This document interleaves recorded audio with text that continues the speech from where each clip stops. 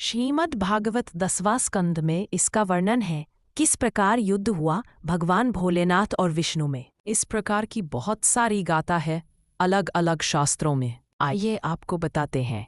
भगवान श्री कृष्ण विष्णु के अवतार माने जाते हैं। भगवान विष्णु और शिव एक दूसरे के भक्त भी हैं।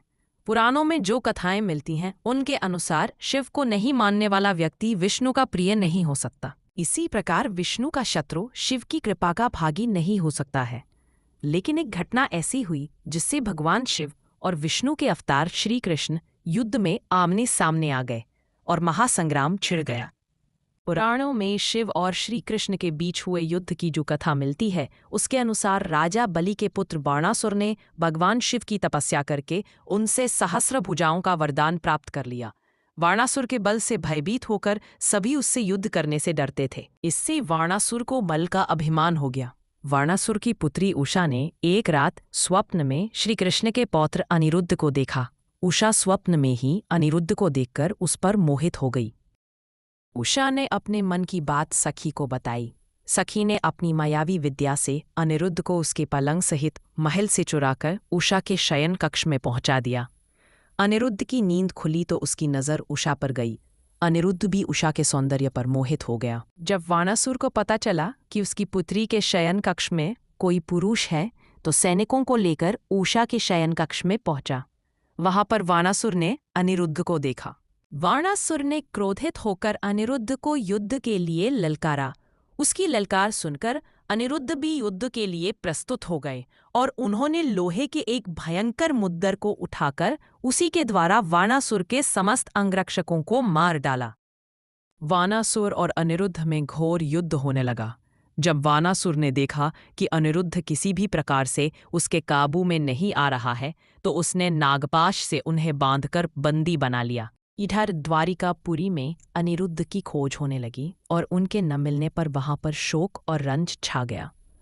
तब देवर्षि नारद ने वहां पहुंचकर अनिरुद्ध का सारा वृत्तांत कहा।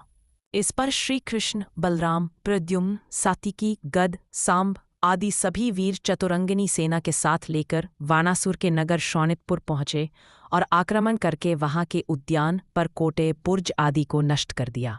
आक्रमण का समाचार सुन बाणासुर भी अपनी सेना को साथ लेकर आ गया। श्री बलराम जी कुंभांड तथा कुंभकर्ण राक्षसों से जा भिड़े।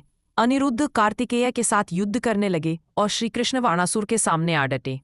घनघोर संग्राम होने लगा। जहाँ और बाणों की बौछार हो रही थी। बलराम ने कुंभांड और कुंभकर्ण को मार डाला।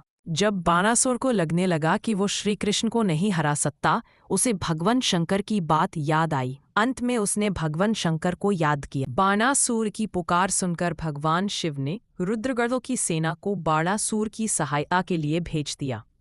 शिवगणों की सेना ने श्रीकृष्ण पर चारों ओर से आक्रमण कर दिया, लेकिन श्रीकृष्ण और श्री बलराम के सामने उन्हें हार का मुंह देखना पड़ा। शिवगणों को परास्त कर श्रीकृष्ण फिर बाणासुर पर टूट पड़े। अंत में अपने भक्त की रक्षा के लिए स्वयं भगवान रुद्र रणभूमि में आए। भगवान शिव ने श्री कृष्ण को वापस जाने को कहा, लेकिन जब श्री कृष्ण किसी तरह भी पीछे हटने को तैयार नहीं हुए तो विवश होकर भगवान शिव ने अपना त्रिशूल उठाया। घनघोर संग्राम होने लगा। हर तरफ बाणों की बौछार थी। अनिरुद्ध का युद्ध भगवान शिव के पुत्र कार्तिकेय के साथ युद्ध होने लगा और श्री कृष्ण महादेव के सामने युद्ध के लिए आ डटे। श्री कृष्ण के बाणों से शिव की सेना कांपने लगी और वहां से भाग गई। अब तो दोनों में भयंकर युद्ध होने लगा। शिवजी ने श्री कृष्ण का क्रोध देखकर उनसे विनती की, हे जगत पिता परमेश्वर, मैं ब्रह्मा सारे देवगण आपके चरणों में पूर्ण रूप से समर्पित है, इसलिए मैं अपने शस्त्रों का त्याग करता हूँ। परंतु प्रभु, मैं वचनबद्ध हूँ, इसलिए बाणासुर को दिया वचन तोड़कर मैं युद्धभूमि से तो हट नहीं सकता। तथापि एक उपाय बताता हूँ, आप मुझ पर झंझन अस्त्र का प्रयोग करो। उसका मैं प्रतिकार नहीं करूँगा, उससे कुछ देर तक मैं सो जाऊँगा। श्री कृष्ण ने वैसे ही किया। भगवान शिव के सो जाने के बाद श्री कृष्ण पुनः बाणासुर पर टूट पड़े। बाणासुर भी अति क्रोध में आकर उन पर टूट पड़ा। अंत में श्री कृष्ण ने अपना सुदर्शन चक्र निकला और बाणासुर की भुजाएं कटनी प्रारंभ कर दी। श्री कृष्ण ने बाणासुर की 4 बाजू छोड़कर बाकी सब बाजू काट डाली।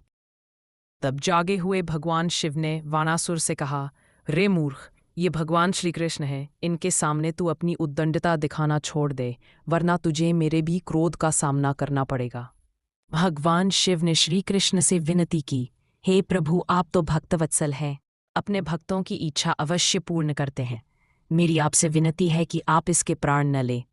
भगवान शिव की बात मानकर श्री कृष्ण ने बाणासुर को मरने का विचार त्याग दिया। भगवान शंकर की बात सुनकर बाणासुर श्री कृष्ण के चरणों में जा गिरा और उनसे क्षमा मांगने लगा। श्री कृष्ण ने बाणासुर को क्षमादान दिया और अनिरुद्ध के साथ उषा का विवाह संपन्न हुआ।